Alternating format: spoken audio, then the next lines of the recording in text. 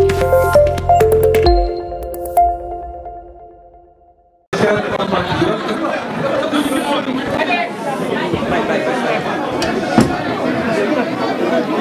chers compatriotes, en 2008, je me suis engagé en politique aux côtés de l'opposant Macky Sall, avec qui et d'autres camarades nous avons cheminé durant sa conquête victorieuse du pouvoir. Une période difficile, parsemée d'embûches de tous ordres. Nous avions enduré ensemble les privations et les rigueurs de tous ordres. Mais avec abnégation, courage et détermination, nous sommes allés à la conquête du suffrage des Sénégalais.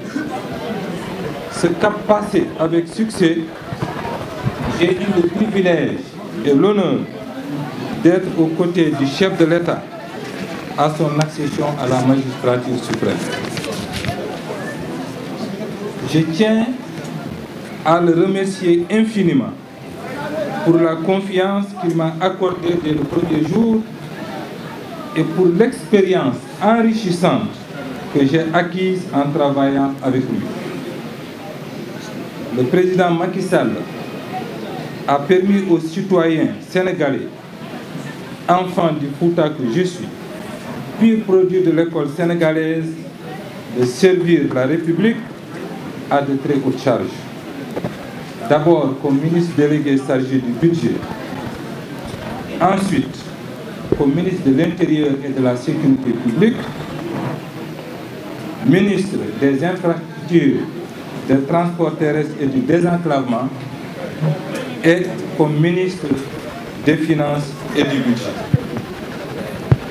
Par la suite, le président Macky Sall m'a fait le privilège de me nommer ministre d'État, directeur de cabinet, avant d'être promu en avril 2023 président du Conseil économique, social et environnemental. Je rends grâce à Allah et je renouvelle ma gratitude au président Macky Sall.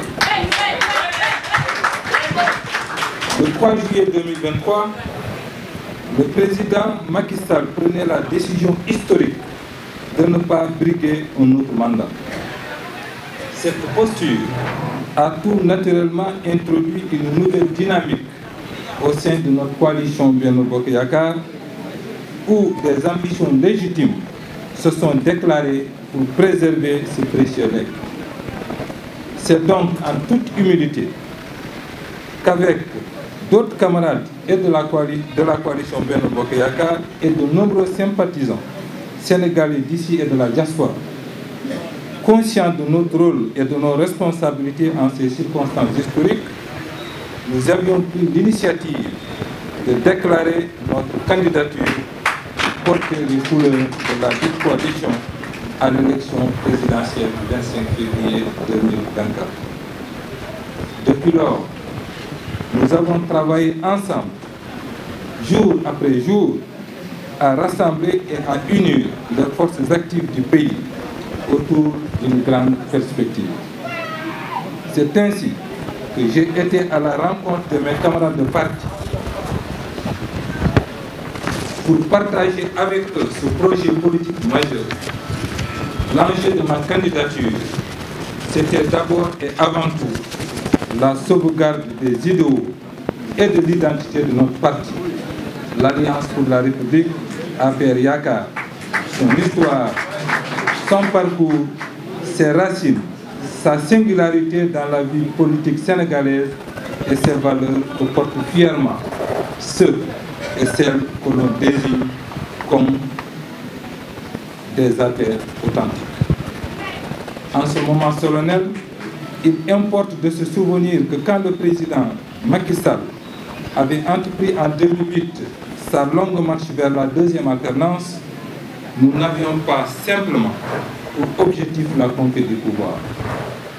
Nous avions également pour vision de construire un grand projet à l'horizon 2035 et dès notre accession au pouvoir, nous nous sommes attelés à sa réalisation.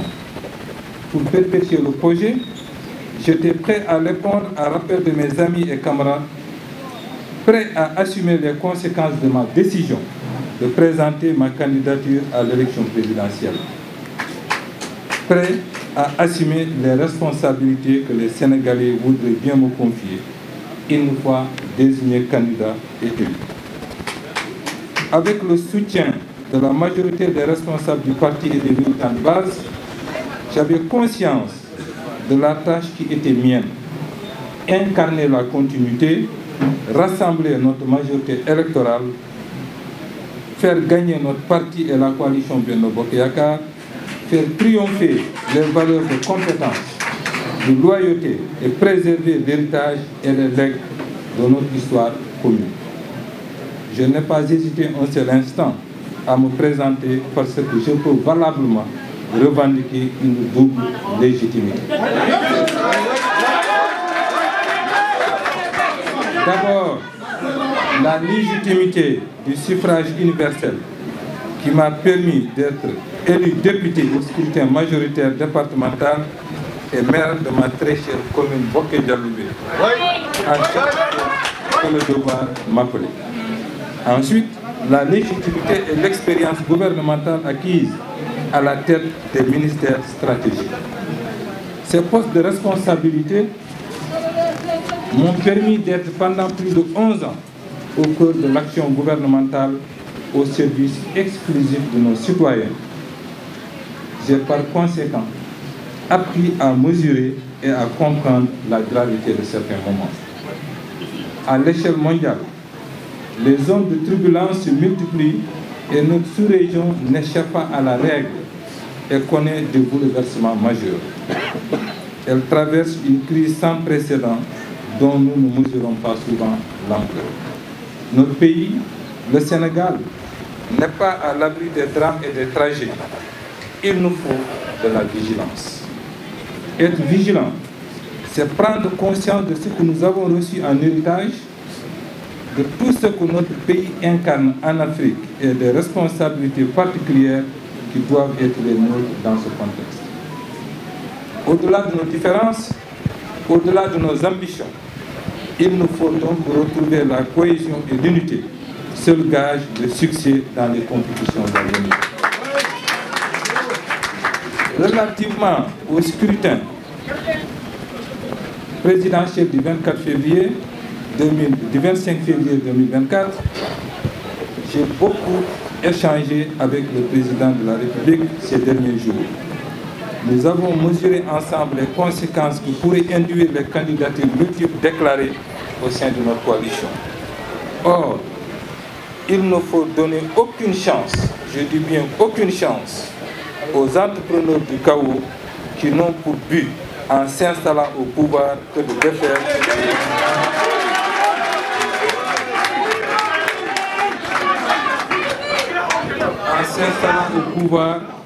défaire ce que nous avons construit avec patience, abnégation et pugnacité.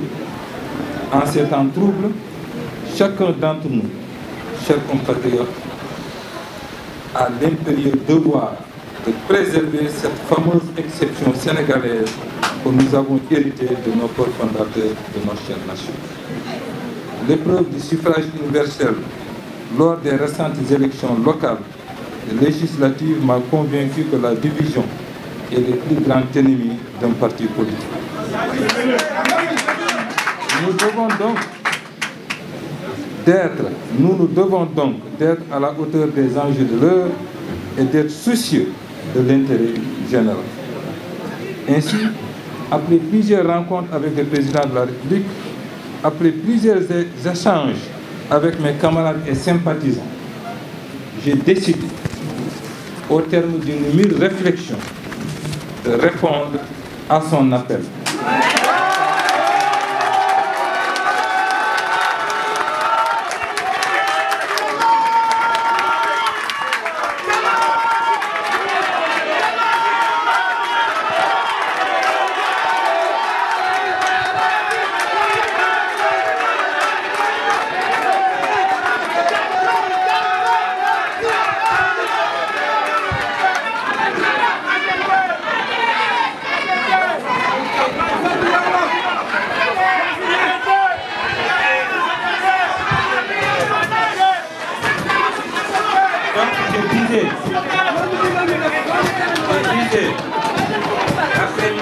élection, j'ai décidé de répondre à l'appel du président de la République de privilégier l'unité et la cohésion à 5 mois du scrutin présidentiel. La conséquence immédiate est le retrait de ma candidature dans l'espoir de...